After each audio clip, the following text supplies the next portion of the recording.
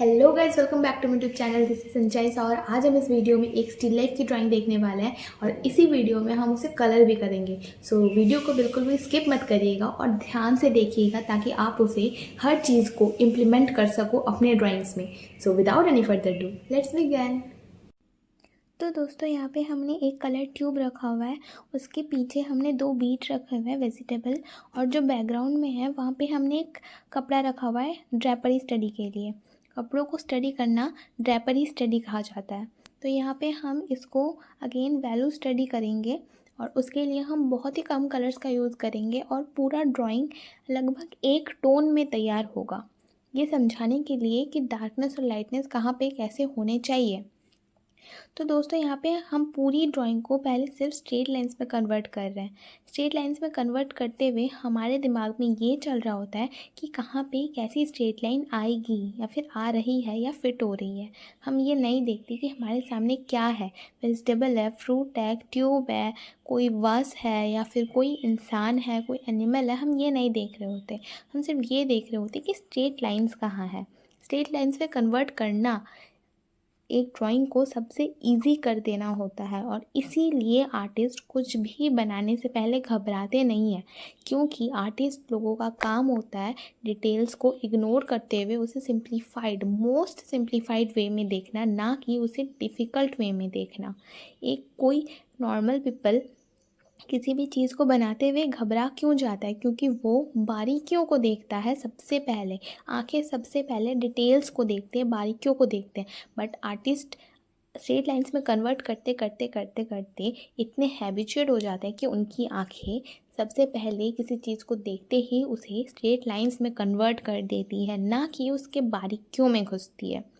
क्योंकि डिटेल्स देखना हर इंसान का काम ही होता है। एक छोटा सा बच्चा भी किसी चीज़ में डिटेल्स देख सकता है। इसीलिए आर्टिस्टों का काम ये नहीं होता कि किसी भी चीज़ में डिटेल्स देखें। उनका काम हालांकि ये होता है कि हर चीज़ को कैसे सिंप्लीफाइड, इवन मोस्ट सिंप्लीफाइड वे में देखा जा सकता है। क्योंकि अगर आप चीज़ को एकदम सिंपल वे में देख पाओगे तभी उसे आप सबसे सिंपल वे में समझा पाओगे।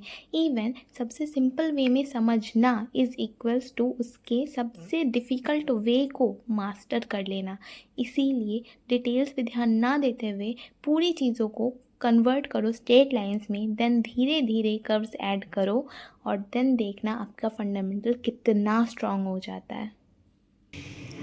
दोस्तों, आई होप कि आप लोगों को ये सारी चीज़ें समझ आ रही होगी कि कैसे चीज़ों को पहले स्ट्रेट लाइंस में कन्वर्ट किया जाता है, किस स्टेज में जाकर कर्व्स थोड़े थोड़े ऐड किए जाते हैं, किस वे में ऐड किए जाते हैं, क्यों ऐड किए जाते हैं, और किस स्टेज में जाके हमें वैल्यूज़ को स्टडी करनी बहुत ज़्यादा ज़रूरी है। उन चीज़ों को ना सोचकर कि कैसे चीज़ों को हाइपर रियलिस्टिक बनाएं या फिर हाइपर डिटेल्ड वर्क करें। नहीं, पहले फंडामेंटल्स में काम करना कितना ज़रूरी है ये आई होप कि आप लोगों को समझ आ रहा होगा। कंटिन्यू करते हैं अब आगे की वीडियो और देखते हैं वैल्यूज़ को कैसे स्टडी करते हैं। तो दोस्तों यहाँ पे हमारा ड्राइंग जो है वो कंप्लीट है और यहाँ पे हम वैल्यू स्टडी करेंगे कलर्स पे ध्यान ना देते हुए। तो आप लोगों को यहाँ पे दिख रहा होगा, मैंने पूरे पेपर में यहाँ पे एक ऑकर येलो के साथ हल्का गैम्बोज ह्यू मिलाकर पूरे पेपर में मैंने दे दिया। ये सबसे लाइट टोन होगा, लाइट टोन होना ज़रूरी होता है क्योंकि ये वाटर कलर कर है, ट्रांसपेरेंट मीडियम है और यहाँ पे हम बाद में लाइट ऐड नहीं कर सकते। ये लाइट टू डार्क का मीडियम है, डार्क टू लाइट का नहीं। तो यहाँ पे हम लेयर वाइज डार्कनेस बढ़ाएंगे। यहाँ पे हम लेमन येलो के साथ या गैम्बो ह्यू के साथ हमने ऑकर येलो मिलाया था, उसके बाद वाले लेयर में हम सिर्फ ऑकर येलो से देंगे ताकि शेड थोड़ी सी डार्क आए। उसके बाद हम उसके साथ थोड़ा सा वर्मिलियम या फिर स्कारलेट जो है आपके पास जो भी मौजूद हो, क्रिम्सन भी हो सकता है, वो ऐड करके थोड़ा सा देंगे एंड देन उसके बाद डार्कनेस बढ़ाएंगे। तो यहाँ पे बेसिकली हम कलर्स पे ध्यान नहीं दे रहे हैं।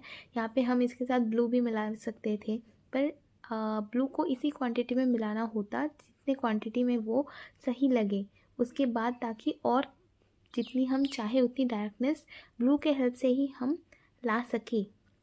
तो यहाँ पे हमारी लाइट सोर्स कौन से तरफ से आ रही है वो दिखाना बहुत ज़्यादा ज़रूरी है।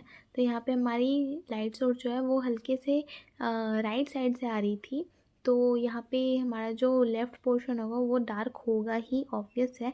जो राइट पोर्शन है वो भी थोड़ा-सा डार्क होगा कपड़ा, क्योंकि हमारा जो कपड़ा था वो डार्क शेड का था। तो वो ये भी ज़रूरी है समझना कि एक चीज़ जो डार्क कलर की है और एक चीज़ जो लाइट कलर की है, दोनों अगर सेम लाइट सोर्स के अंडर में रखा जाए, तो जो डार्क चीज़ है उसका जो लाइटेस्ट पार्ट है वो कभी भी उस लाइटेस्ट पार्ट से मैच नहीं कर सकता जो कि एक लाइट कलर्ड ऑब्जेक्ट का है। एक वाइट बॉल में लाइट का सोर्स अगर पड़े तो वो जितना चमकेगा, एक ब्लैक बॉल की लाइटेस्ट शेड उतनी ज़्यादा नहीं हो सकती, वो हमेशा डार्क में ही रहेगा। ये समझना बहुत ज़्यादा ज़रूरी है। तो यहाँ पे हम ब्राउननेस को ऐड कर रहे हैं कलर में। हम डायरेक्ट बर्न्ट शिएना जो कलर आता है वाटर कलर में ब्राउन, वो यूज़ नहीं कर रहे हैं। यहाँ पे हम रेड के साथ सैप ग्रीन, क्रिम्सन के साथ स्कारलेट के साथ सैप ग्रीन, या फिर वर्मिलियम के साथ भी सैप ग्रीन मिला कर हम कर रहे हैं। ये वाटर कलर का सबसे बड़ा बेनिफिट है कि ये हमें कलर मिक्सिंग सिखाता है। हमें ये सिखाता है कि कौन से कलर के साथ कौन सा कलर मिक्स करने से कौन सा यूनिक कलर बन रहा है। और इसीलिए ये रिकमेंड किया जाता है कि वाटर कलर में कलर्स ऐड कर करके मिक्स कर करके कलर्स बनाएं, ना कि डायरेक्ट कलर यूज़ करें। इसीलिए मैं कभी भी डायरेक्ट कलर यूज़ नहीं करती हूँ। हालांकि मेरे को नेचर में डायरेक्ट कलर्स दिखते भी नहीं हैं, हर कलर डल होता है और इसीलिए मेरे ज़्यादातर पेंटिंग्स में डल कलर ही यूज़ होते हैं। चमकीला कोई कलर एकदम bright yellow, bright green, bright orange मैं ज़्यादातर यूज़ नहीं करती हूँ। बहुत से आर्टिस्ट करते हैं उनके ओन वे में, जो कि बहुत ही खूबसूरत वे है, बट स्टिल आई फील कि नेचर में हमें जो दिखता है वो हमें कैप्चर्ड करना आना चाहिए। उसके बाद हम अपनी स्टाइल डिस्कवर करें, वो तो एक अलग चीज़ होती है, बट स्टिल हमें जो डलनेस नेचर में दिख रही है वो हमें पेपर में उतारना भी आना चाहिए। तो दोस्तों यहाँ पे मैं अपने मटेरियल्स के बारे में बोलूँ जो मैंने यूज़ किया है। यहाँ पे मैंने 12 सेट का जो आर्टिस्ट वाटर कलर होता है वो मैंने यूज़ किया है। आप लोग स्टूडेंट भी यूज़ कर सकते हो, डजेंट मैटर, आपको सही वे में करना आना चाहिए। यहाँ पे मैंने एकदम नॉर्मल सा जो 5-10 रुपये का चार्ट पेपर आता है उसी का हाफ़ चार्ट पेपर लिया है।